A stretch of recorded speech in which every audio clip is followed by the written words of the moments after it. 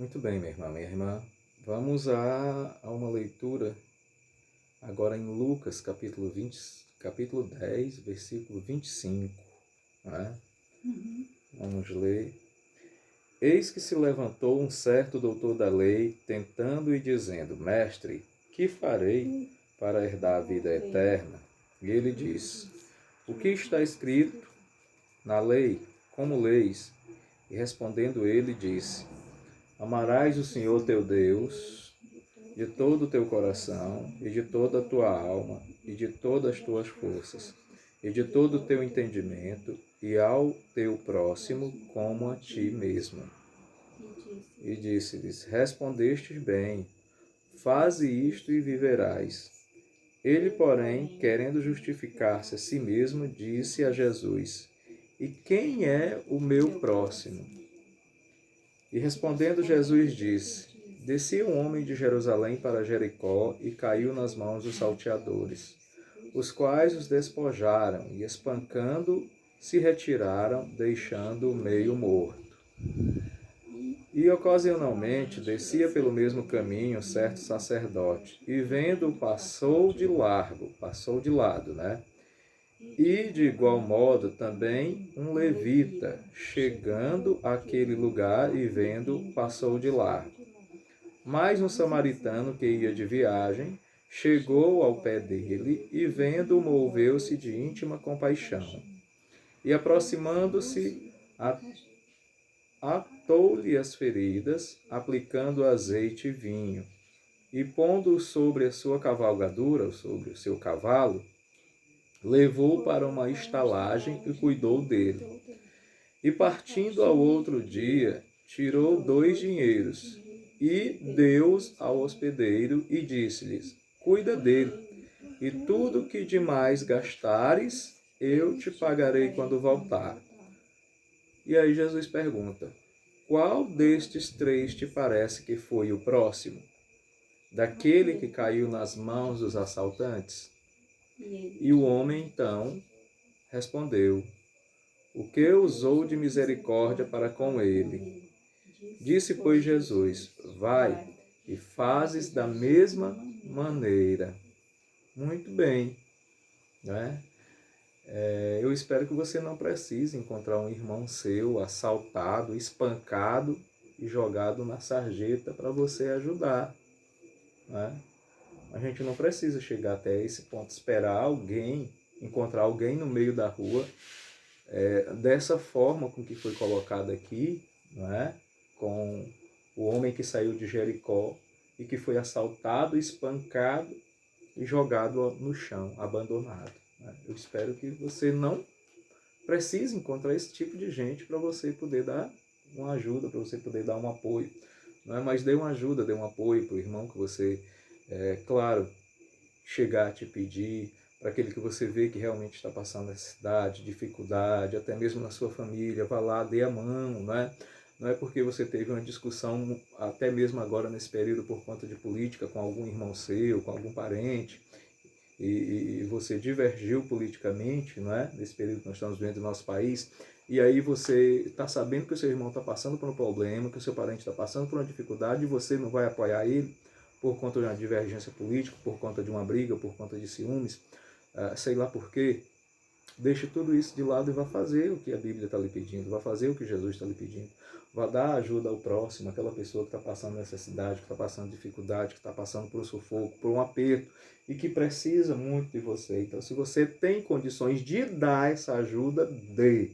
Se você tem condições, dê, tá bom?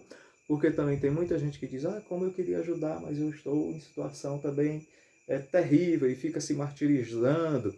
E fica com a dor no peito, e fica se ajoelhando e dizendo, Senhor, eu queria ajudar fulano, mas eu estou numa situação quase parecida, igual com a de fulano também, eu queria ajudar, mas não consigo. E aí tem pessoas que adoecem, que ficam tristes, porque queriam tanto dar uma ajuda, mas também não estão conseguindo, né? Então, se você é esse tipo de pessoa, então fique calmo, acalme seu coração, Deus vai lhe ajudar para que futuramente você também possa estar dando acolhimento, possa estar dando uma ajuda para um irmão, para um amigo, para um parente, ou para uma pessoa que você nem conhece que esteja passando dificuldade.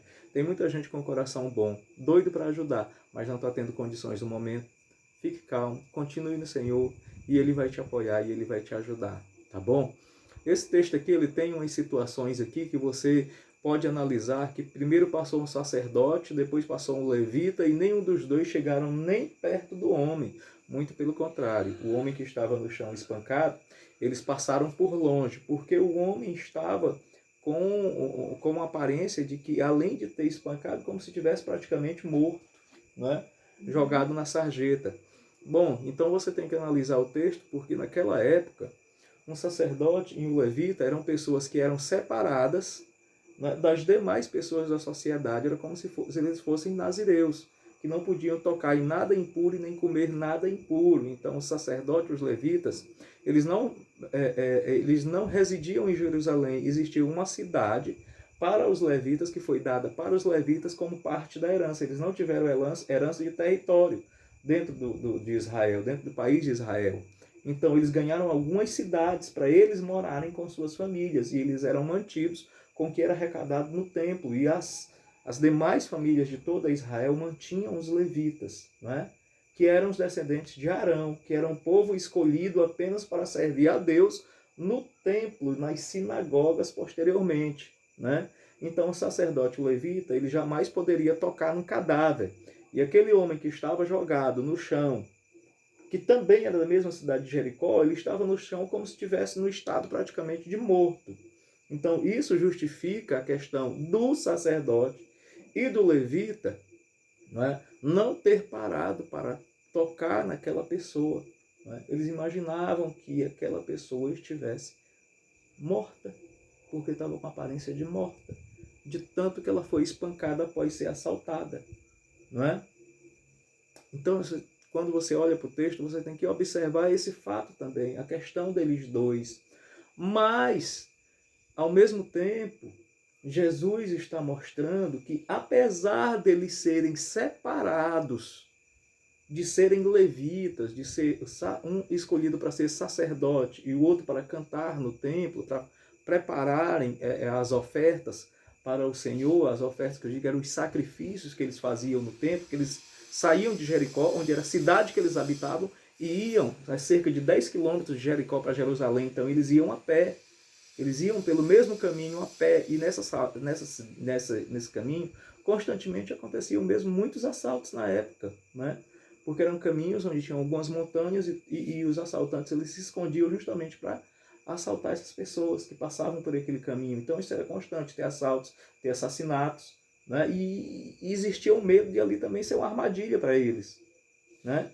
Mas mesmo assim, Jesus, ele coloca esse texto, ele está dizendo que, embora que você seja um sacerdote, que você seja um levita, que você seja uma pessoa importante no meio da sociedade, que você demonstre também para a pessoa que está caída no chão um pouco de compaixão, um pouco de simpatia, um pouco de misericórdia, não é? Quando Jesus coloca esse, eu vejo entre o sacerdote e o levita, eu vejo Jesus colocando isso, não é? Ele citou o mau exemplo dado pelos dois, em que, apesar de eles serem escolhidos por Deus para serem sacerdotes levitas, eles também têm o dever de ter compaixão. Então, todos nós, não importa o cargo que nós ocupemos, o que nós ocupamos, nós também devemos ter compaixão dentro de nós. E não é só compaixão, porque compaixão é o ato de você ver uma pessoa na situação em que o homem estava jogado no chão e ter compaixão por ele. Apenas ter aquele sentimento de compaixão. Eu me compadeço por fulano que está muito doente, por fulano que está passando muita necessidade. Todos nós temos compaixão, né? Podemos demonstrar compaixão. Só que, além de demonstrar compaixão, nós devemos agir. E quando nós agimos e tiramos esse homem do chão, colocamos sobre a nossa cavalgadura, sobre o nosso cavalo, levamos ele para a estalagem, cuidamos das feridas dele, até que ele se restabeleça, ali nós estamos usando de misericórdia. Então não adianta também só a gente ter compaixão do nosso próximo, nós também temos que executar, demonstrar e executar misericórdia. Tá bom? Que é o que o nosso Senhor fala. Todo mundo já sabe da história do azeite, todo mundo já sabe para que serve o azeite, né? Todo mundo já sabe para que serve o azeite. O azeite, aqui muita gente coloca que o azeite é como o Espírito Santo e tudo, mas o azeite, na verdade, ele servia tanto para comida, como para acender as lâmpadas, como ele também tem o poder cicatrizador de limpar as feridas e de cicatrizar, ajudar a cicatrizar as feridas, né? Davi, ele fala no Salmo 23, ele diz, unge a minha cabeça com óleo e o meu cálice transborda. O pastor, ele usava do azeite para ungir a cabeça das ovelhas, derramava sobre a cabeça das ovelhas, para que as moscas não adentrassem nas narinas das ovelhas, né, ou em qualquer orifício da cabeça das ovelhas, e não depositassem suas larvas, ou nas narinas, ou ouvidos das ovelhas, né, e não criar bicheira, e esses bichinhos, essas larvas, não iriam até o cérebro da ovelha, causando uma doença cerebral que levava a ovelha à morte. Então, era costumeiro os pastores pegarem o azeite e derramarem na cabeça das ovelhas e ungirem as ovelhas. Não é? Então, Jesus, o bom pastor. Não é? Então, Davi pede também a ele isso, né? Que unja a minha cabeça com óleo, o meu cálice transborda. Né? Ungir a cabeça com óleo. Então, isso era comum fazer com as ovelhas. E que o nosso Senhor Jesus Cristo faça isso também conosco. Não é? Toda vez que a gente assistir esse vídeo, toda vez que a gente ler essa passagem, tá bom? Seja o bom samaritano. Amém. Né? Em outro vídeo eu vou explicar que o samaritano não era judeu nem israelita, tá bom? Fé e foco. Um abraço.